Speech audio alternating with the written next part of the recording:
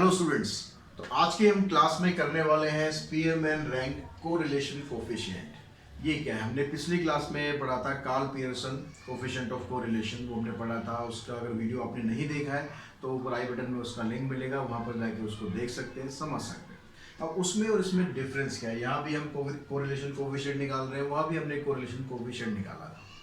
तो एक चीज़ हम समझते हैं कि जब भी आप किसी डाटा को ऑब्जर्व करते हैं तो हमेशा ऐसा नहीं होता कि आप उस डाटा की कोई न्यूमेरिक वैल्यू दे दो। जैसे आप किसी की इंटेलिजेंस देखना चाहते हो, इंटेलिजेंस के हिसाब से उनको कैटेगराइज करना चाहते हो, या उनकी ब्यूटी के हिसाब से उनको कैटेगराइज करना चाहते हो, या हाइट या वेट। तो इस तरह की चीज़ों में आपको इसको न्यूमेरिक वैल्यू नहीं दे सकते, आप उसको रैंक दे सकते हैं। कि अगर जब वेट की अगर हम बात करें, मान लो आपकी क्लास के अंदर 40 स्टूडेंट्स हैं, अगर उनको हम वेट के अकॉर्डिंग उनको रैंक कर सकते हैं कि भाई इसका वेट सबसे ज़्यादा है तो ये रैंक 1 पर है, इसका वेट उससे कम है तो ये रैंक 2 पर है, उसका वेट उससे कम है तो ये रैंक 3 पर है। तो इस तरह के जब डाटा हमारे पास होता है, उसके अंदर दो वेरिएबल्स होने चाहिए, जैसे मतलब हाइट और वेट, या कुछ भी हो सकता है। हाइट और वेट से हम कैलकुलेट कर सकते हैं कि भाई कोई भी स्टूडेंट का जो बॉडी मास इंडेक्स निकालते हैं, या कुछ और चीज़ हमें एनालाइज करनी है, उसके लिए आपके पास दो वेरिएबल, उन दोनों को हमें कंपेयर करना है, कंपेयर करके हमें उनको रैंक करना है। तो उसके लिए जो कोफिशिएंट हम निकालते हैं उसके लिए यूज़ करते हैं स्पीयरमैन रैंक कोरिलेशन कोफिशिएंट। इसका जो फार्मूला होता है, इसको आप ऐसे आर ऑफ रैंक भी लिख सकते हो, या सिंपली आर से भी इसको हम डिनोट कर सकते हैं। तो फार्मूला होता है इसका 1 minus 6 times of summation of d square divided by n into n square minus 1। अब यहाँ पर ये डी क्या है और एन क्या है। डी का मतलब है difference between ranks of corresponding x and y. जो आपको डाटा दिया हुआ है अलग अलग एक्स और वाई का, उसकी जो कॉरस्पॉन्डिंग टर्म्स के बीच में जो डिफरेंस होता है उसको हम बोलते हैं डी। एन का मतलब होता है number of pair of value x y in the data. जितने आपको नंबर ऑफ पेयर्स दिए होते हैं उसको यहाँ पर एन की जगह यूज किया जाता है। तो यहाँ पर हमने कोई दो एग्जांपल लिए आपको समझाने के लिए कि भाई डी कैसे निकालते हैं और रैंक की रेंज कहाँ से कहाँ तक हो सकती है। तो एक डाटा हमारे पास ये है स्टूडेंट, इसमें 5 स्टूडेंट है हमारे पास ए बी सी डी। उनको हमने उनके मार्क्स के हिसाब से रैंक किया कि मैथ्स के अंदर जो रैंक दिया उसको ए का 1 रैंक है, बी का 2, सी का 3, डी का 4 और ई का 5। अब पढ़ने में ये ए मैथ्स में होशियार है और यहाँ पर दिख रहा है कि वो फिजिक्स में भी इंटेलिजेंट है, तो फिजिक्स में भी उनका रैंक जो इसी तरह आ रहा है। मतलब उनकी जो मैथ्स और फिजिक्स में जो मार्क्स लाने की जो है क्षमता है, या फिर आप कह सकते हो उनको जो मैथ्स और फिजिक्स में जो उनकी परफॉर्मेंस रहती है उसके हिसाब से उनको हमने रैंक कर दिया। तो रैंक करेंगे तो यहाँ पर जब डी निकालेंगे, डी क्या है, difference between corresponding x and y. ये एक्स है ये वाई है, इनका डिफरेंस निकालेंगे, 0 आ गया, इसका डिफरेंस 0, इसका डिफरेंस 0, इसका डिफरेंस 0, इसका डिफरेंस 0। तो इसका जब आप रैंक ये निकालोगे कोरिलेशन कोफिशिएंट, तो उसके लिए जब फार्मूला ये अप्लाई करोगे तो क्या बनेगा आपके पास, यहाँ पर देखो 1 minus 6 times of summation of d square. अब डी का जब आप स्क्वायर करोगे, 0 का स्क्वायर करोगे तो 0 ही आना है, और उन सबका सम करोगे तो भी 0 ही आना है। तो यहाँ पर हो जाएगा इंटू में 0 डिवाइडेड बाय एन। एन कितना है यहाँ पर 5, और 5 का स्क्वायर माइनस 1। अब ऊपर आ गया 1। अब ऊपर क्योंकि यहाँ पर 6 इंटू 0 है, 6 इंटू 0 0 हो गया, और 0 को किसी से भी डिवाइड करोगे तो 0 ही आना है। तो यहाँ पर ये 0 आ गया। इसका जो आपके पास रैंक कोरिलेशन कोफिशिएंट है वो आ गया 1। अब एक दूसरा केस लेते हैं। दूसरे केस में क्या हो रहा है, मैथ्स के मार्क्स लिए हमने उसी तरह से रैंक कर दिया। अब जो बच्चा मैथ्स में पढ़ने में ज़्यादा इंटरेस्टेड है और सब्जेक्ट में भी ज़्यादा वो पढ़ाई करता है, तो उसकी वजह से क्या हो रहा है, स्पोर्ट्स में थोड़ा पीछे रह गया। तो हमने जब स्पोर्ट्स का रैंक किया तो स्पोर्ट्स में जो यहाँ पर सबसे पीछे था वो सबसे पहले आ गया, फिर ये दूसरे नंबर पे, तीसरा, चौथा और पाँचवा, ऐसे हो गया।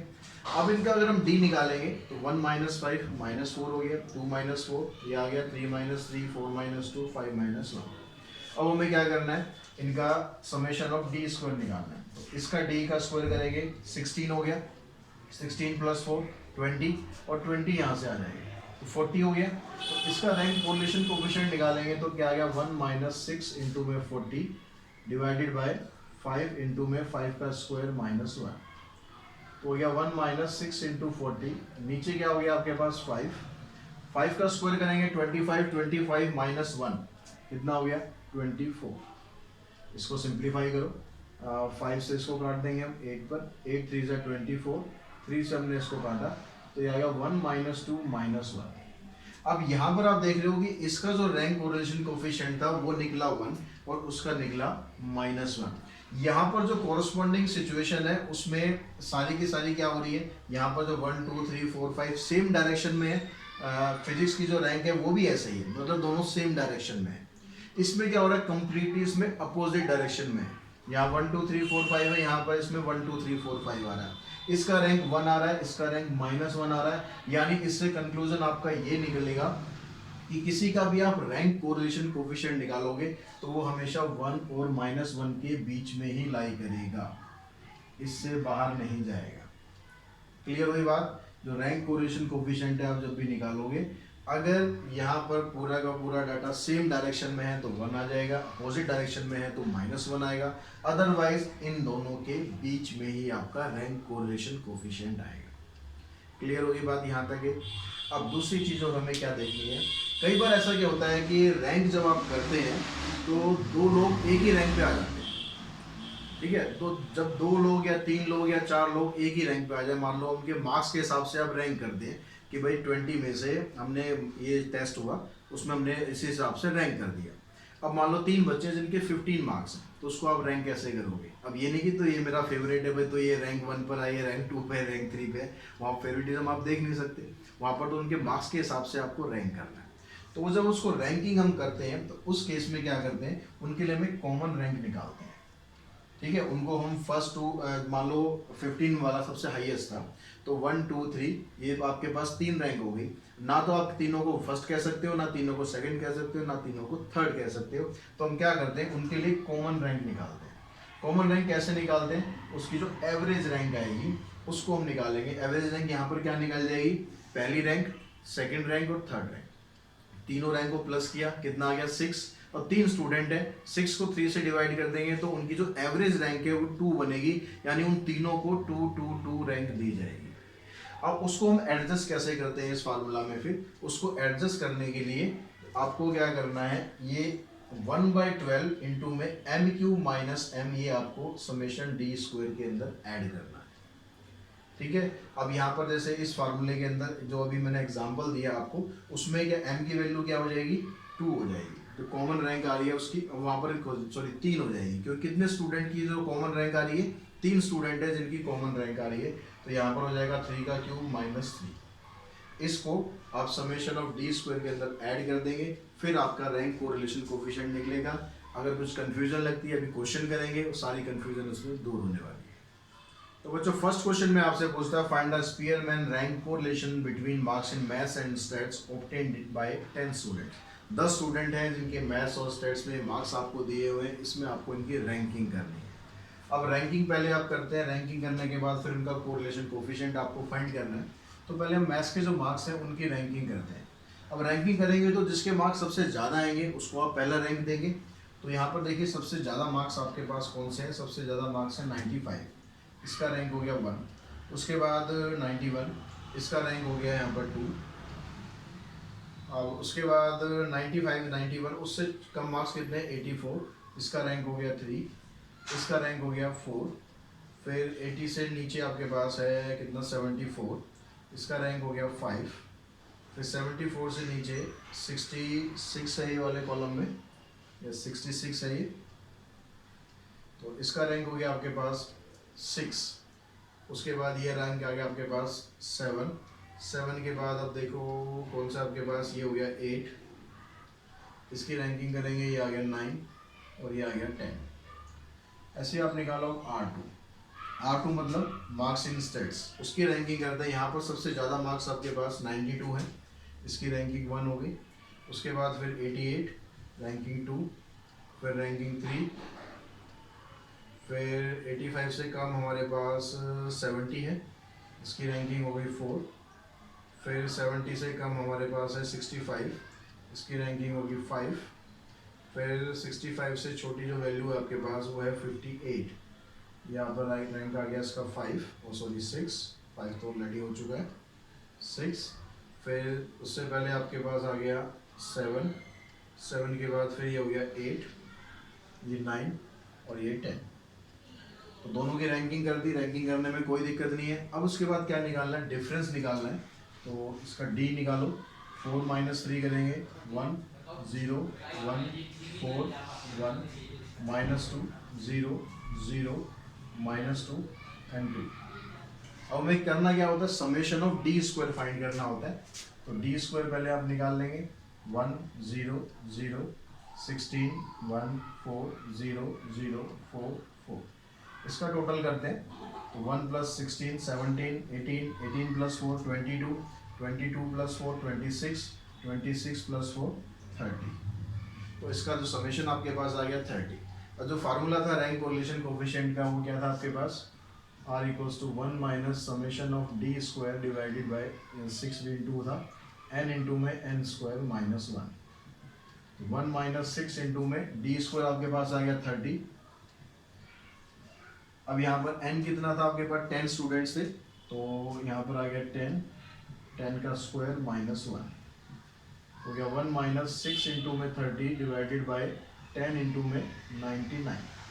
इससे ये कैंसिल, 3 से ये कैंसिल, फिर 3 से ये कैंसिल, हो गया 1 - 2/11।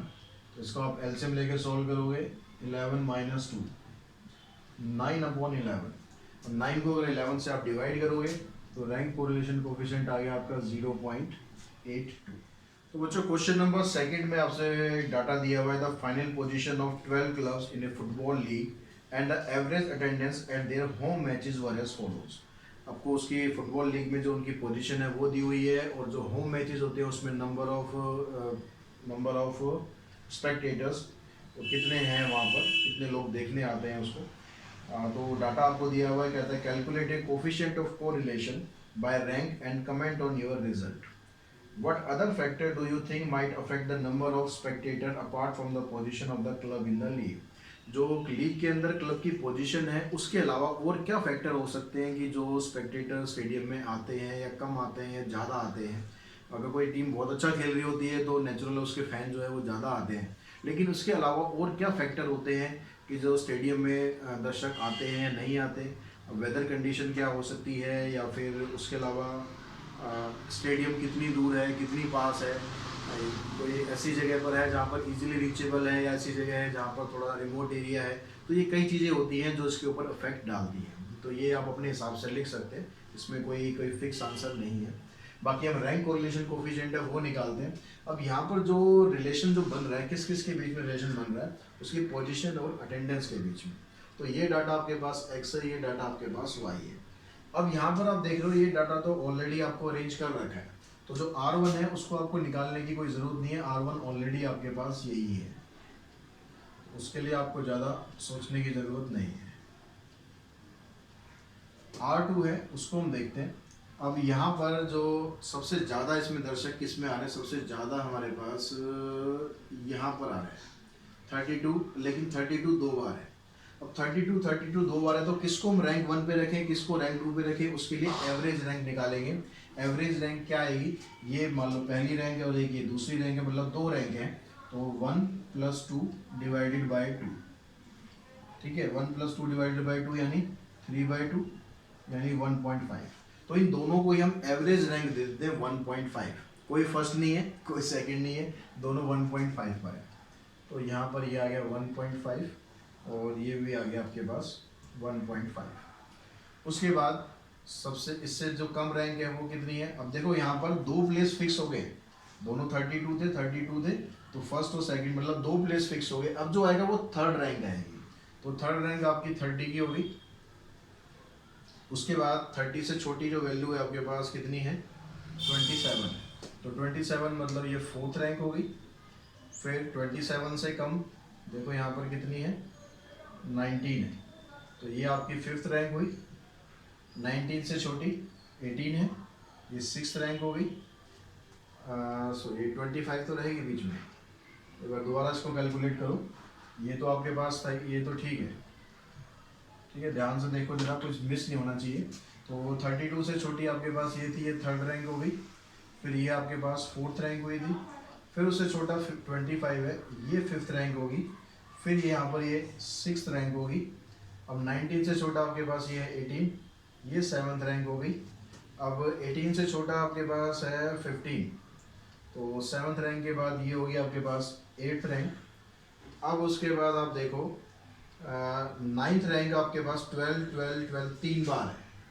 तो कौन सी रैंक हुई? 9 10 और 11, 3 रैंक क्लैश कर रही हैं, तो 9 10 और 11। अब यहाँ पर 3 लोग हैं तो 3 से इसको डिवाइड करेंगे, 11 और 9 20 प्लस 10 30, 30/3 यानी आ गया, इसको रैंक दे देंगे हम 10।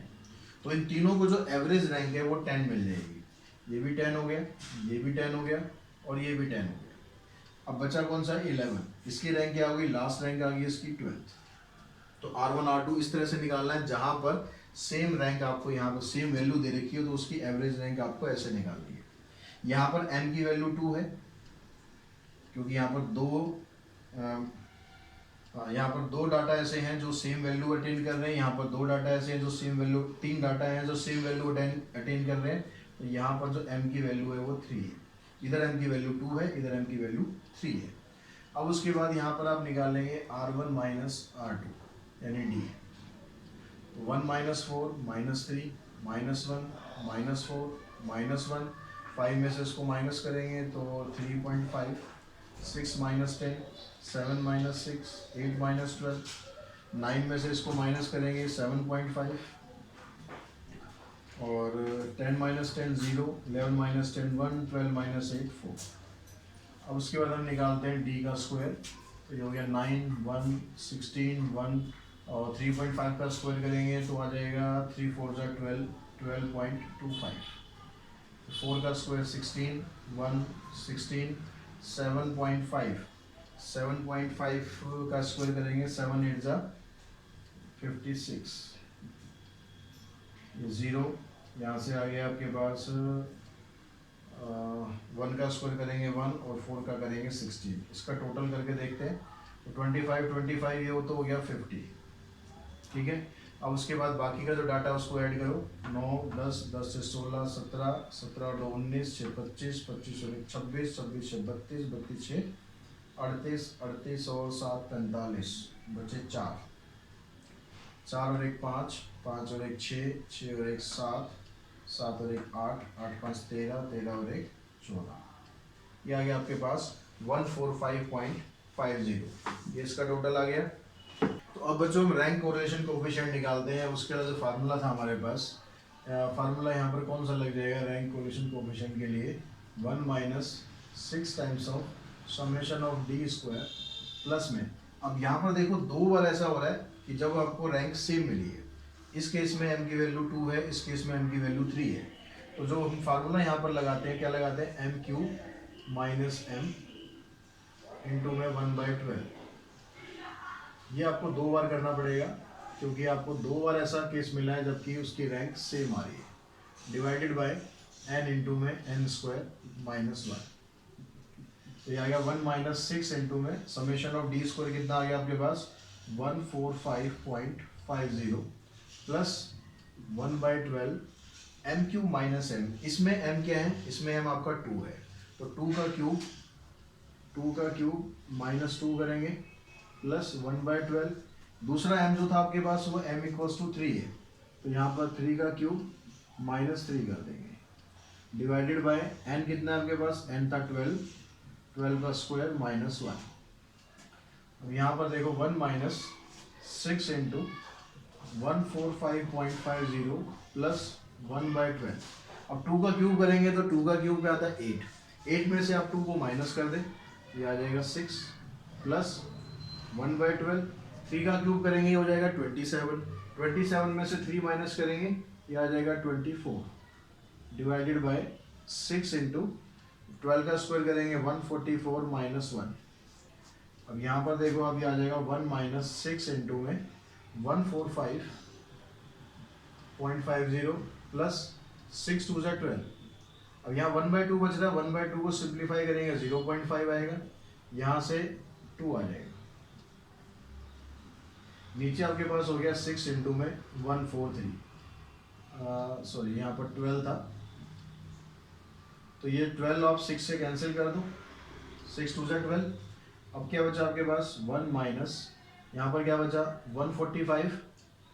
0.50 को 0.5 में प्लस करेंगे 146 हो गया, 146 प्लस में 2 कितना हो गया 148 डिवाइडेड बाय 2 इंटू में 143, 2 से आप इसको कैंसिल करो तो ये आ गया आपके पास 1 माइनस 74 अपॉन में 143।